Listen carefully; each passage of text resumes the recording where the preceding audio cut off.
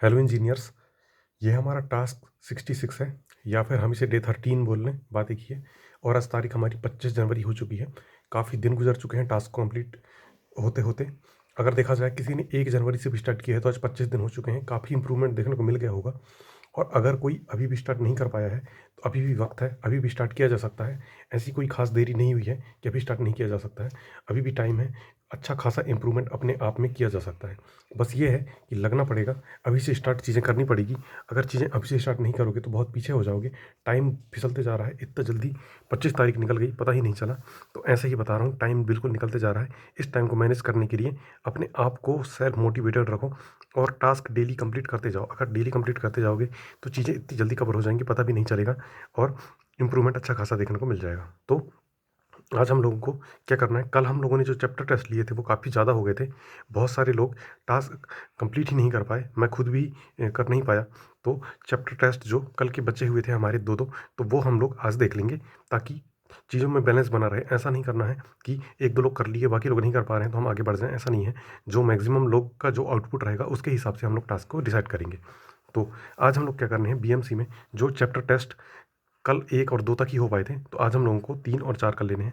और ऐसे ही रीजनिंग में हमको भी चैप्टर टेस्ट 3 और 4 ये कंप्लीट कर लेना है। उसके बाद फिर सब्जेक्ट टेस्ट जो बीएमसी हम लोगों ने कल किया था उसमें ही काफ़ी टाइम निकल गया, क्योंकि उसको एनालाइज भी करना पड़ता है।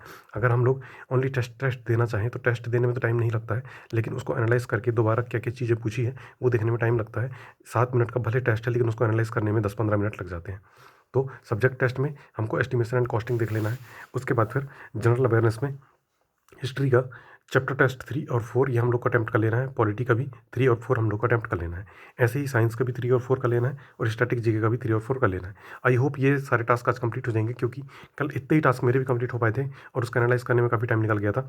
तो आज मैंने उसको आधा कर दिया है ताकि चीज़ें जल्दी जल्दी कवर हो जाए। तो कोशिश करना कि टास्क 100% कंप्लीट हो सके, बाकी जितना हो जाए उतना बेस्ट है। उसके बाद फिर जो करंट अफेयर की हमारी सीरीज चल रही है उसमें हम लोगों ने कल करंट अफेयर जून का देख लिया था, आधा देख लिया था। तो टेक्स्ट बुक की टेस्ट सीरीज है, तो 25 क्वेश्चन कल देख लिए थे हमने, 25 क्वेश्चन बचे थे, उसको आज हम लोग को कंप्लीट कर लेना है। और जैसे कि अगर यूट्यूब से कर रहा है कोई तो वीडियो कंपाइलेशन हम लोग देख लेंगे जून का, तो आधा कंपाइलेशन हम लोगों ने कल देख लिया था, आधा जो बचा हुआ है वो हमको आज कंप्लीट कर लेना है। और अगर कोई मैगजीन से कवर कर रहा है तो मैगजीन में जैसे कि 6 पेज हैं तो 3 पेज कल कवर कर लिए थे, तो 3 पेज आज कवर कर लेना है। उसके बाद फिर आज हम लोगों को क्या करना है कि नॉन टेक के कुछ सब्जेक्ट हैं हम लोग को स्टार्ट करने हैं, ताकि नॉन टेक में भी हम लोग पीछे ना रह जाएं, उसकी जो बची हुई चीज़ें हैं वो आसानी से कवर हो जाएं। तो नॉन टेक में हम लोग क्या करना है आज, तो क्या है कि नॉन टेक को हमको जल्द से जल्द कवर करना पड़ेगा। और उसके लिए हमको इसके जो बचे कुछ चैप्टर हैं उनको फास्ट फॉरवर्ड में और बहुत जल्दी से कवर करने की कोशिश करनी पड़ेगी, क्योंकि हमारा टारगेट ये है कि मैक्सिमम टू मैक्सिमम फरवरी या फिर मार्च एंड से पहले पहले, मैक्सिमम मार्च है हमारा, उससे पहले हम लोगों को नॉन टेक पूरा खत्म कर देना है। उसके बाद क्वेश्चन प्रैक्टिस करेंगे और चीज़ें रिवाइज करेंगे। तो इसके लिए क्या है कि चीज़ों को हम लोग को पहले से ही पढ़ते चलना है। और बहुत सारे दोस्त लोग मुझे इसका सोर्स पूछ रहे थे, तो देखो मेरे पास केवल एक ही सोर्स है इसका, लूसेंट और जो यूट्यूब है बस। तो यही चीज़ें हैं मेरे पास।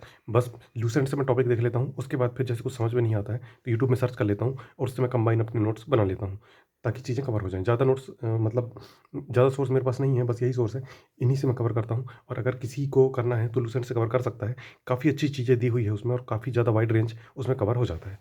तो पॉलिटी में हम लोग को क्या करना है, आज प्रेसिडेंट हम लोग को देख लेना है। प्रेसिडेंट काफ़ी बड़ा है, इसको हम लोग 2 दिन में पढ़ेंगे, कोई दिक्कत की बात नहीं है, आसानी से कवर हो जाएगा। उसके बाद फिर बायो में एंडोक्राइन सिस्टम हम लोग को ये भी कवर कर लेना है, क्योंकि बायो में कोई डेफिनेट चीज़ें नहीं हैं कि आ जाएंगी। साइंस साइंस में इसी टाइप की चीज़ें रहती हैं, बाई लक बाई चांस चीज़ें चलती हैं, इसलिए हमको पूरा चीज़ें सिलेबस में है वो एक एक बार कम से कम लोगों को देखना पड़ेगा, ताकि अगर कुछ क्वेश्चन अगर उससे रिलेटेड आता है तो हम लोग वो क्वेश्चन बना सकें। और हम लोगों ने प्रीवियस ईयर भी देखे हैं एक दो बार, तो उससे हमारे पढ़े हुए क्वेश्चन आ रहे हैं। अगर हम लोग पढ़ रहे हैं तो एफर्ट कर रहे हैं तो उसका आउटपुट हम लोग को आसानी से मिल रहा है।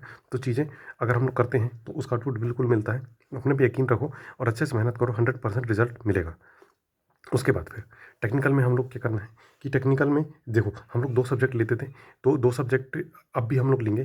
पहले हम लोग मोस्ट इंपॉर्टेंट कर लिए थे, अब लेस इंपॉर्टेंट 31 जनवरी तक हम लोग को कवर कर लेना है। उसके बाद फिर हम लोग थोड़ा दूसरा अप्रोच के साथ में आगे बढ़ेंगे, क्योंकि अब काफ़ी चीज़ें कवर होने लग गई हैं और जिसने अभी स्टार्ट किया है उसके लिए भी कोई देरी नहीं हुई है, वो भी इन चीज़ों को धीरे धीरे कवर कर सकता है। ये मोस्ट इंपॉर्टेंट टॉपिक्स ही हैं, अगर इनको कवर कर लोगे तो इनसे क्वेश्चन बनने ही बनने हैं। भले जितने क्वेश्चन बने, बाकी इनसे क्वेश्चन बनेंगे ही बनेंगे। तो इसलिए क्या है, इन चैप्टरों को कवर करना ज़रूरी है। ये बेसिक चैप्टर हैं, ये चैप्टर जो है मोर देन 50% मार्क्स हमारे कवर करते हैं। और सबसे पहले हमको इसी को स्कोर करना है। सबसे पहले हमको एक स्टेबिलिटी लाना है, एक मतलब एक एक जो एक लिमिट अपनी सेट करनी है नंबर की, और वो लिमिट हमारी रहेगी 110 से 115 के बीच में। वो लिमिट जब हमारी सेट हो जाएगी, उसके बाद फिर हम नंबर स्कोर आगे बढ़ाने पे जो सोचेंगे। अब नंबर आगे उस पे कैसे जाके रुकेगा, देखो उसके लिए हम लोगों को टेक्निकल में 60 से 70% मार्क्स गेन करने पड़ेंगे, या फिर 50% मार्क्स तो गेन करने ही पड़ेंगे। उसके बाद रीजनिंग में भी हमको 40% से 40 से 50 के बीच में स्कोर करने पड़ेंगे। और जो हमारा नॉन टेक का ये पोर्शन है, जीएस वगैरह, उसमें भी कम से कम 15 से 20 ये जो एक जो कम से कम मार्क्स हैं ये कवर करने पड़ेंगे। तो हम लोग 110 105 ये रेंज में आ जाएंगे। उसके बाद फिर अच्छा खासा इंप्रूवमेंट हम लोग अपने आप पे देखने को हमको मिलेगा, क्योंकि पहले यहीं तक पहुंचने में काफ़ी टाइम लग जाता है। ऐसा होता है कि 100 100 5 300 103 104 इस टाइप से नंबर आते हैं, और वो नंबर हम लोगों को जो मेन एग्ज़ाम है उसमें कभी कम हो गए कभी ज़्यादा हो गए, तो बाई लक बाई चांस वाला चीज़ रहता है। तो हमको लक पे डिपेंड नहीं रहना है। अभी खुद ऐसे ही बहुत सारे दोस्तों के साथ हुआ, कि मेरे साथ भी खुद हुआ कि नंबर ऐसे कम हो गए कि कट ऑफ से अपन अंदर आ गए, तो कट ऑफ ही नहीं निकल पाया। तो कट ऑफ से हमको बाहर जाना है, कट ऑफ से ज़्यादा ही नंबर लाना है, और कट ऑफ से ज़्यादा नंबर लाएंगे तभी हम लोग मेंस में अच्छा खासा स्कोर कर पाएंगे। क्योंकि मेंस में अगर हम लोग जस्ट कट ऑफ क्लियर करते हैं तो हमको 80% मार्क्स स्कोर करना पड़ेगा, और 80% मार्क्स स्कोर करने में पसीने छूट जाते हैं लोगों के, क्योंकि कोई आम बात नहीं है, वो बहुत हार्ड पड़ता है। क्योंकि 100 में से 80 क्वेश्चन सही करना एकदम कोई हलवा नहीं है, उसके लिए बहुत ज़्यादा प्रैक्टिस चाहिए, और वो प्रैक्टिस हम लोग अभी से करते चल रहे हैं, ताकि चीज़ें उस टाइम की चीज़ें अभी भी कवर हो जाए। तो स्ट्रक्चर एनालिसिस में हम लोग क्या करना है, डिटर्मिनेसी एंड इनडिटर्मिनेसी काफ़ी इंपॉर्टेंट चैप्टर है, क्वेश्चन आना ही आना है इसका, तो ये हम लोगों को बिल्कुल कवर कर लेना है। और आरसीसी में बेसिक्स ऑफ आरसीसी, ये कुछ फर्स्ट चैप्टर हैं सारे सब्जेक्टों के, जिनसे क्वेश्चन आते ही आते हैं, तो इनको हम लोग कवर कर लेना है। ये बेसिक होते हैं, कोई जो हमारे एसएससी जेईई के एग्जाम के लिए ये बेसिक हैं। इन चीज़ों को अगर हम लोग कर लेंगे तो 50% मार्क्स आसानी से कवर हो सकते हैं। उसके बाद फिर जैसे ही ये कवर हो जाए, वाईसीटीआई की बुक ओपन करनी है, 30 क्वेश्चन आरसीसी करने हैं, स्ट्रक्चर एनालिसिस के 30 क्वेश्चन करने हैं। ध्यान रहे कि अगर मान लो कि 30 नहीं हो पाते हैं तो 15 10 जितने भी हो सके उतने क्वेश्चन कर लेने हैं। और एसएससी जेईई में कोशिश करनी है कि 15 पेजेस एकदम कंप्लीट करने की, जैसे कि अपन ने सीधा एकदम आरसीसी ओपन किया और आरसीसी के 12 पेज कर लिए। 12 पेज में जितने क्वेश्चन हैं सारे क्वेश्चन हम लोग को कर लेने हैं, थ्योरेटिकल हो चाहे न्यूमेरिकल हो, कैसा भी क्वेश्चन हो हम लोग को पूरा कवर कर लेना है। और सेम यही हमको स्ट्रक्चर एनालिसिस में करना है, 12 पेजेस कर लेने हैं, क्योंकि इस तरीके से करेंगे तभी चीज़ें कवर होंगी। क्योंकि हमने एक ब्लूप्रिंट बनाया था जो डे 1 पे हमने लिया था, कि हम लोग इतने पेज करेंगे ताकि 31 जनवरी तक हम लोग की एसएससी जेईई की जो बुक है वो कंप्लीट हो जाए। इसी तरीके से करेंगे तभी बुक कंप्लीट होगी। अगर हम लोग थोड़ा ढील देंगे अपने ऊपर तो वो चीज़ें कंप्लीट नहीं हो पाएंगी, और वो बुक कंप्लीट करने में ज़्यादा टाइम लग जाएगा। इसलिए क्या है, अभी थोड़ा स्पीड से कर लो। उसके बाद फरवरी से हम लोग कुछ थोड़ा दूसरा तरीका करेंगे, जिसमें हम लोग डेली के 5-10 पेज करके करते एकदम फरवरी में भी उसको पूरा निपटा देंगे। क्योंकि उस टाइम पे हमारे पास ज़्यादा टाइम बचेगा, 28 दिन रहेंगे, 29 दिन। अभी हमारे पास केवल 22 दिन ही थे, और उस 22 दिन में हमको जल्दी जल्दी चीज़ें कवर करनी थी। इसलिए हम लोगों ने थोड़ी कुछ चीज़ों को ज़्यादा टाइम दे दिया, कुछ चीज़ों को कम टाइम दे दिया। तो ऐसे ही चीज़ें हम लोगों ने कवर कर ली थी। तो ये कर लेना है आज। उसके बाद फिर ये जो टास्क है इसको कंप्लीट करने की 100% कोशिश करना, जितना हो सके उतना ठीक है। 100% कोशिश करोगे तो 50% 40% जितना भी हो जाए हो जाने दो। उसके बाद जब हम रिवाइज मोड पे आते हैं तो ये चीज़ें बची कुछ चीज़ें हम लोग रिवाइज कर लेते हैं। ध्यान रहे अगर कुछ चीज़ छूट रहा है तो छूट जाने दो, कोई दिक्कत की बात नहीं है, तो चीज़ें कवर हो जाएंगी। उसके बाद फिर अब क्वेरीज ले लेते हैं। तो सबसे पहली क्वेरी ये है कि टेस्ट सीरीज़ नहीं है क्या करें। अगर देखो किसी के पास टेस्ट सीरीज़ नहीं है तो इनको ही टेस्ट सीरीज़ बना लो। वाईसीटीआई की जो बुक है या फिर जेईई की बुक है जिस किसी के पास में, तो उसके 10-10 क्वेश्चन कर लेना, और फिर उसको क्वेश्चन का सोल्यूशन देख लेना। तो वो एक तरीके की टेस्ट सीरीज ही हो गई। और उसके बाद फिर स्ट्रक्चर एनालिसिस के भी अपन ने से कर लिए। उसके बाद एसएससी जेईई की पीडीएफ तो आराम से मिल जाती है। ये पीडीएफ तो सबके पास अवेलेबल है, इसके लिए तो बुक की मतलब ये तो आसानी से अवेलेबल हो जाएगी।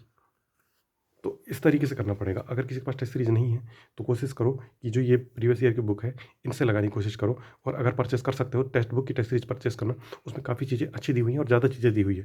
मेन क्या है, हम लोग को ज़्यादा वाइड रेंज कवर करना है, और वाइड रेंज क्या है केवल टेक्स्ट बुक में ही कवर होंगे। बाकी टेस्ट सीरीज भी अच्छी है, बुरी नहीं है वो, लेकिन उनमें वाइड रेंज नहीं है। और किसी ने कोई कोचिंग ज्वाइन कर रखा है और उस कोचिंग की टेस्ट सीरीज भी मिल रही है तो उस कोचिंग के चैप्टर टेस्ट लगा सकता है। ऐसा कोई ज़रूरी नहीं कि टेक्स्ट बुक के ही चैप्टर टेस्ट लगाने हैं, कोचिंग के भी चैप्टर टेस्ट लगाए जा सकते हैं। वो भी बहुत अच्छे होते हैं, बहुत बेस्ट होते हैं, ध्यान रखो। उसके बाद फिर अभी बहुत बचा हुआ है, क्या टेस्ट दूँ या नहीं। देखो टेस्ट देना ही देना है, बिल्कुल बचा हो चाहे कैसा भी हो। भले ही अभी 2-3 दिन में स्टार्ट किए हो, लेकिन टेस्ट देना बहुत ज़्यादा ज़रूरी है। क्योंकि उसी से ही हमको अल्टीमेटली अपना इंप्रूवमेंट देखने को मिलेगा कि हम लोग किस रेंज पे लाई कर रहे हैं। अब देखो जैसे मान लो कि अभी से किसी ने स्टार्ट किया है, अब उसको चीज़ें तो बनेंगी नहीं, तो जितने क्वेश्चन बनेंगे उतने क्वेश्चन कर लो और जितने नहीं बनते हैं उसको एक अलग कॉपी में जैसे लिख लिया अपन ने। अलग कॉपी बनानी ही पड़ेगी, तभी वही हमारे शॉर्ट नोट्स होंगे और लास्ट टाइम में हम लोग वही देखेंगे। तो जो क्वेश्चन नहीं बने उसको अपन ने लिख लिए, उसके एक्सप्लेनेशन हम लोगों ने लिख लिए। ऐसा नहीं कि उस क्वेश्चन को लिखना है, उसके एक्सप्लेनेशन हम लोग को देख के लिख लेने हैं कि क्या-क्या चीज़ें वो पूछ रहा है। तो वो चीज़ें हम लोग लिख लेंगे।